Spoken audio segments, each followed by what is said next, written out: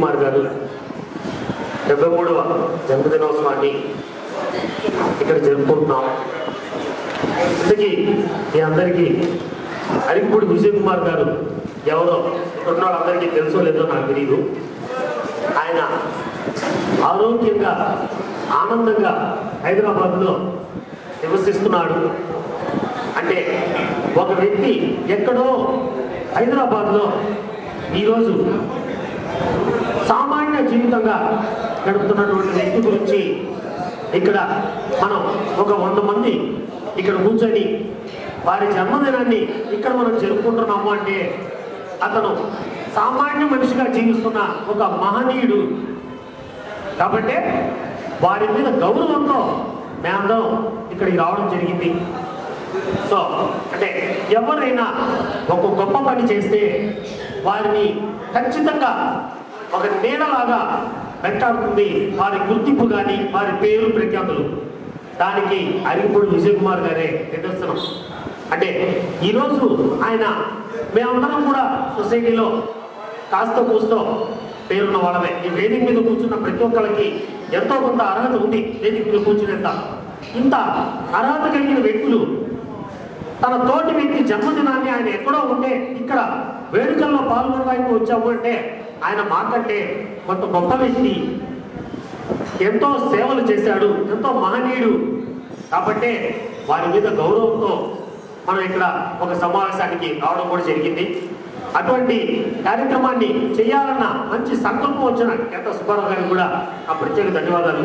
ఎందుకంటే ఈరోజు మన ఇంట్లో సొంత అన్నదమ్ముల పుట్టినరోజులు చేసుకోవడానికి కనీసం పెళ్ళి సపరేట్ అయిపోతే అన్నదమ్ములు కానీ అక్క చెల్లెలు కానీ విషెస్ చెప్పుకోవడానికి కూడా వాట్సాప్లో పెట్టాను చూసుకున్నారా అనేటువంటి రోజుల్లో ఈరోజు ఎక్కడో ఉన్న ఒక వ్యక్తికి ఇక్కడ ఒక సమావేశ మందిరంలో ఒక జన్మదినం జరుపుకున్నాం అంటే ఆ వ్యక్తిలో ఎంత ఉన్నతమైన లక్షణాలు ఉన్నాయి, ఎంత గొప్ప వ్యక్తి అనే దానికి ఇంతకంటే ప్రత్యేకమైన నిదర్శనం ఏమీ అవసరం లేదు. కాబట్టి మీ అందరూ కూడా ఏమి ఆలోచించాలి అంటే ఈరోజు ఆడియన్స్గా వచ్చిన మీరు ఎన్నో కొంత మంచి పనులు చేసి వేదికను అలంకరించి తద్వారా ఈ జన్మదినాన్ని కూడా ఎక్కడో దగ్గర ఎవరో ఒకరు జరుపుకునేంత రేంజ్కి కనీసం మన చుట్టుపక్కల ఉండే వాళ్ళందరూ కూడా గుర్తుపెట్టుకునేంత స్థాయి కన్నా మనం వెళ్ళాలి అని ఎప్పుడు కూడా ఒక అన్నదమ్ముడు మనల్ని అక్క చెల్లెళ్ళు మనల్ని విష్ చేయలేదంటే బర్త్డే రోజు వాళ్ళ విష్ ఘనంగా లేదు అంటే వారికి మన మీద ఉన్న విలువ, వారి పట్ల మనకున్నటువంటి అభిమానము ఎంత అనేది క్యాలిక్యులేట్ చేసుకోవాలి. కాబట్టి ఒక మంచిని పంచితే ఆ మంచి ఏ రూపంలో తిరిగి వస్తుంది అంటే ఇదే రూపంలో తిరిగి వస్తుంది. ఈ అరిగిపూడి విజయ్ కుమార్ గారు ఆయన దగ్గరికి వెళ్ళి చేయి చాచిన వారికి చేయి చాచని వారికి కూడా వాళ్ళు చేయి చాచలేకపోయారు అని తెలుసుకొని కూడా వారి ఇంటికి వెళ్ళి మరి సహాయం చేసేటువంటి ఉన్నత స్వభావం కలిగిన వాళ్ళు.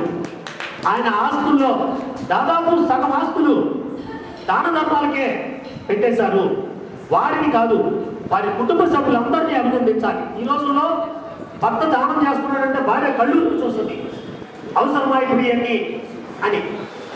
పిల్లలు నువ్వేదైనా అమ్ముతాను అంటే నేను సంతకం పెట్టను అంటారు. అటువంటిది ఆయన ఆస్తుల్లో సగం ఆస్తులు దాన ధర్మాలకే ఖర్చు పెట్టారు. అటువంటి గొప్ప మనసున్నటువంటి వ్యక్తి కాబట్టి ఈరోజు ఆయన గురించి మనం ఇక్కడ నలుగురు మాట్లాడుకుంటున్నాం. కాబట్టి మనం ఏదో ఆస్తులు ఇస్తేనే మన గురించి మాట్లాడుకోవడం అంటే తప్పు. కష్టాన్ని తెలుసుకొని వారి కష్టంలో మనం పాలు పంచుకోవాలా అన్న స్వభావాన్ని పెంచుకోండి. మీరు ఏ సాయం చేయకపోయినా కనీసం మాట సాయం చేయండి, అది కూడా ఒక సాయమే. కాబట్టి సాయం చేయడం అనేది అది కూడా కళ.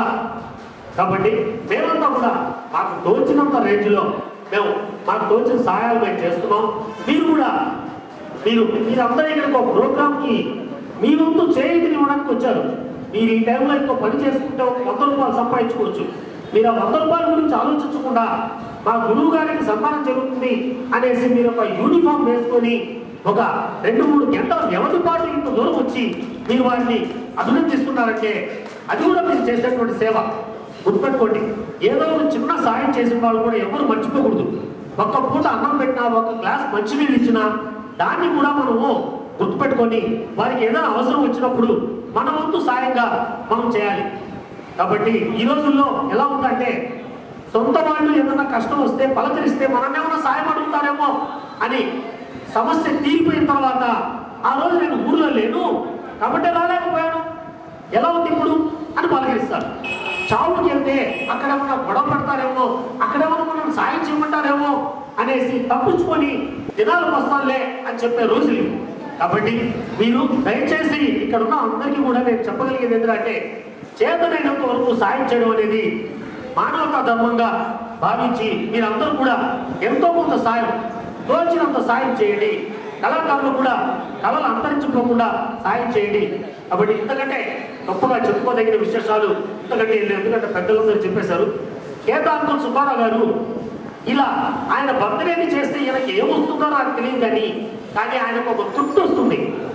అదొక ఫోబియా, అదొక పిచ్చి చెప్పాలంటే.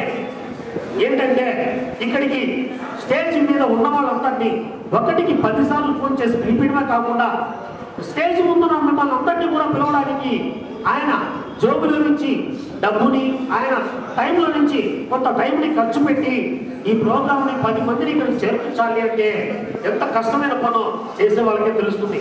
కాబట్టి మీ అందరూ దయచేసి ప్రతి ఒక్కరు కూడా ఎంతో కొంత సాయం చేసి ఉన్నతమైన స్థాయికి రావాలని మనస్ఫూర్తి కోరుకుంటూ సెలవు తీసుకుంటాం. ధన్యవాదాలు.